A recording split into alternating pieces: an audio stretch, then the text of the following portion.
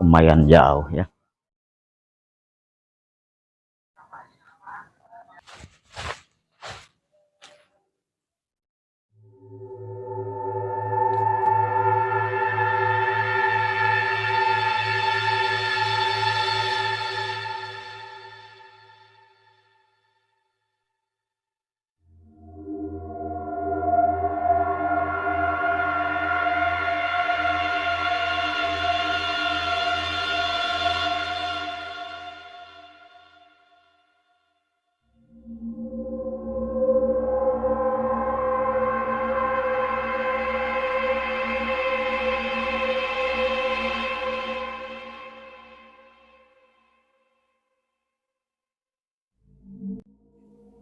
Assalamualaikum warahmatullahi wabarakatuh, teman-teman SHC Channel, jumpa lagi bersama saya Fikri.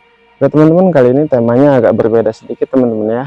Nah, kita nggak nembak ikan atau bermain game. Nah, kita sekarang lagi main ke rumah guru saya nih, Pak Ustadz.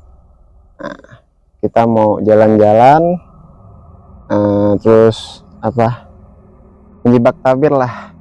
Oke, nah sekarang ada guru saya nih di samping saya. Assalamualaikum Pak Ustadz. Waalaikumsalam warahmatullahi wabarakatuh. Sehat Pak Ustadz? Alhamdulillah sehat. Asyhadu an la ilaha illallah wahdahu la syarikalah wa asyhadu anna Muhammadan abduhu wa rasuluh. A'udzu billahi minasyaitonir rajim. Bismillahirrahmanirrahim. Innahu min Sulaiman wa innahu bismillahirrahmanirrahim. Ala ta'alu alayya wa abduni muslimin. Amma ba'du. Bersyukur kepada Allah Subhanahu wa ta'ala atas nikmat-nikmatnya hingga detik ini. Mudah-mudahan nikmat iman dan nikmat Islam kita sampai di akhir nanti tidak pernah melupakan rasa bersyukur kita kepada Allah, karena kita sampai detik ini masih diberikan panjang umur, sehat walafiat, masih diberikan rezeki sampai detik ini.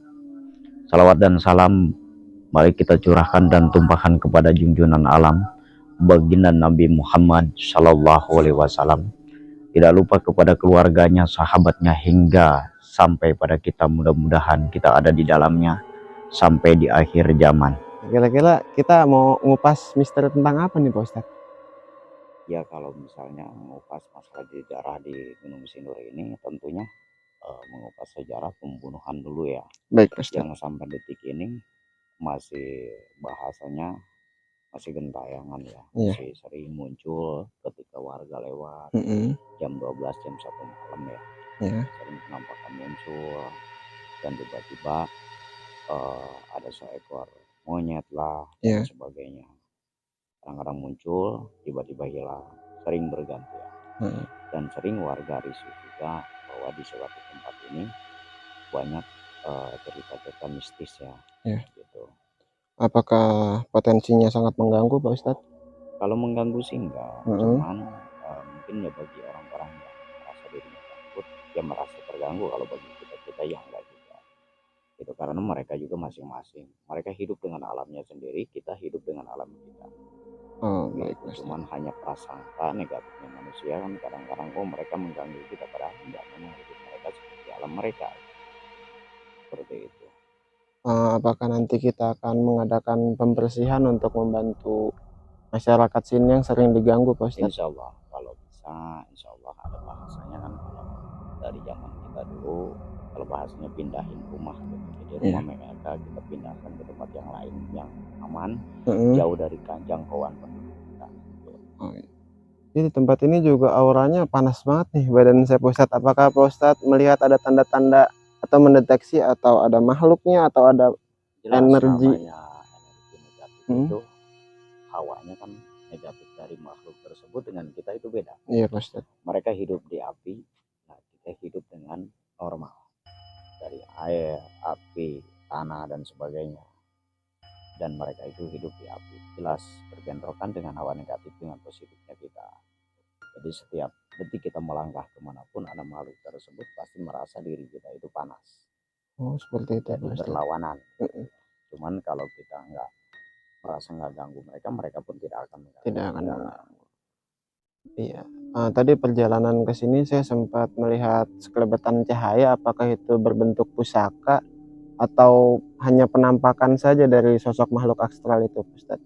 ya itu mungkin seketika doang gitu. Pas saya datang tadi ada berbentuk kelebatan cahaya gitu Pak Ustadz. Apakah itu sosok penampakan dari makhluk astral, atau itu suatu perwujudan dari sebuah mustika ataupun pusaka yang kira-kira Pak Ustadz deteksi dari wilayah ini? Kalau di wilayah ini untuk pusaka itu kurang Ya. kurang, nggak begitu misteri banget ya. Mungkin sesuatu makhluk yang sakral lewat di saat kita lagi mengadakan acara seperti ini, mungkin mereka ingin silaturahim terhadap kita. Dan ada bahasa mengatakan bahwa silaturahim itu bukan hanya sekedar dengan manusia aja, tapi seluruh makhluk Allah, dan kita juga silaturahim terhadap sesama manusia. Terakhir kita bersilaturahim terhadap diri kita sendiri. Kenapa?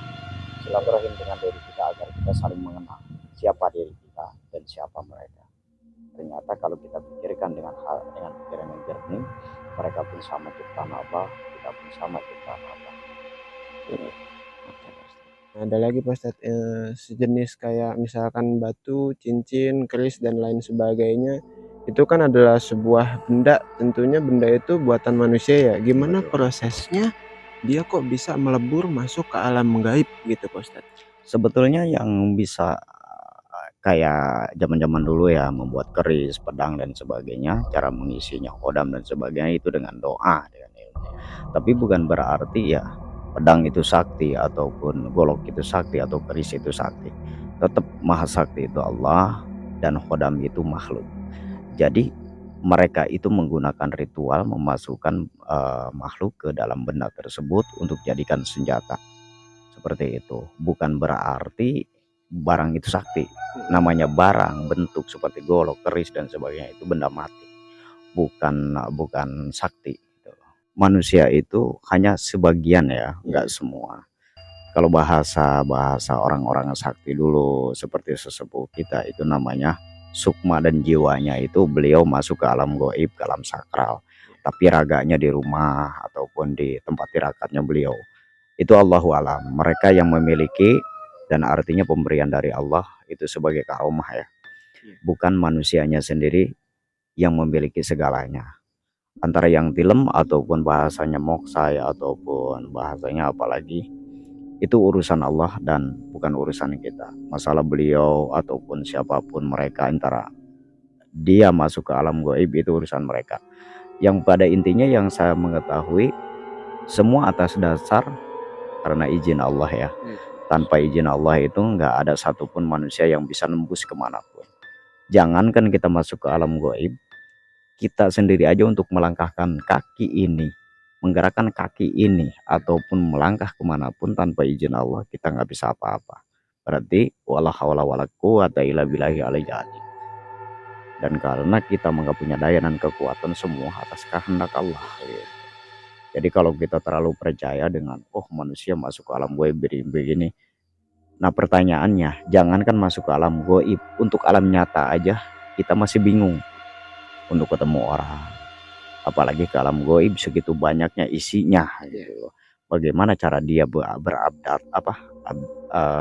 adaptasi dengan mereka gitu. Dengan manusia sendiri aja silaturahim udah susah gitu. Sebetulnya kalau misalnya masuk ke alam gaib, manusia itu hanya sebagian ya, enggak semua.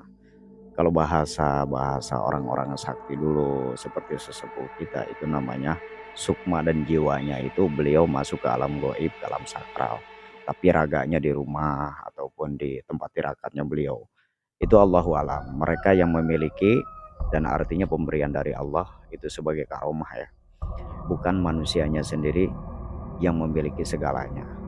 Antara yang tilem ataupun bahasanya moksai ataupun bahasanya apalagi, itu urusan Allah dan bukan urusan kita. Masalah beliau ataupun siapapun mereka, antara dia masuk ke alam gaib itu urusan mereka. Yang pada intinya yang saya mengetahui, semua atas dasar karena izin Allah ya. Tanpa izin Allah itu nggak ada satupun manusia yang bisa nembus kemanapun. Jangankan kita masuk ke alam gaib, kita sendiri aja untuk melangkahkan kaki ini, menggerakkan kaki ini ataupun melangkah kemanapun tanpa izin Allah, kita nggak bisa apa-apa. Berarti wala haula wala quwata illa billahi aliyil azim. Dan karena kita nggak punya daya dan kekuatan, semua atas kehendak Allah gitu. Jadi kalau kita terlalu percaya dengan manusia masuk ke alam gaib begini. Nah pertanyaannya, jangankan masuk ke alam gaib, untuk alam nyata aja kita masih bingung untuk ketemu orang. Apalagi ke alam gaib segitu banyaknya isinya gitu. Bagaimana cara dia adaptasi dengan mereka gitu. Dengan manusia sendiri aja silaturahim udah susah. Kira-kira ada kesan moral nggak nih tentang perjalanan kita malam ini gitu? Kalau kesan moralnya buat saya pribadi, untuk kawan-kawan semua, untuk sahabat-sahabat saya, untuk penonton juga, yakinkan segala sesuatu, jangan terlalu percaya dengan hal-hal yang tidak pernah kita rasakan dan gak pernah kita tahu. Belajarlah untuk kita mengetahui segala sesuatu yang pernah kita lihat, termasuk kita percaya dengan agungan Allah, keyakinan kita terhadap Allah, dan percaya adanya Allah. Sesuatu yang pernah kita rasakan berbentuk nikmat, keimanan kita, dan kenikmatan sehat kita, panjang umur, dan sehingga kita masih bisa membuka mata di pagi hari, melihat keindahan alam ciptaan Allah, masih bisa menghirup udara di pagi hari, itu udah luar biasa nikmat.